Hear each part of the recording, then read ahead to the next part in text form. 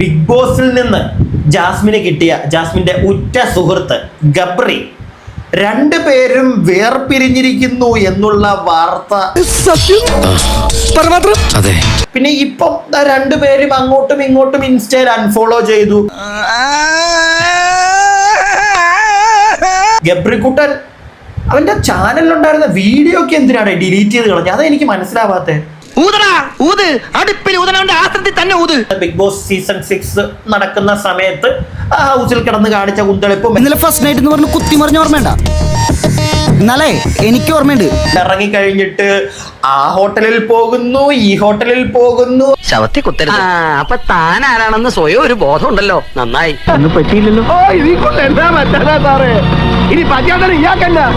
നീ ചപ്രിമോനെ കാണും ജാസ്മിൻ മോളെ പോയി പ്രപ്പോസ് വല്ലോ ചെയ്തോ? ആ ചപ്രിമോള് പിടിച്ച് ആട്ടിയോ ഗബ്രി മോനെ? ആരായത് നിന്നോട് പറഞ്ഞത്?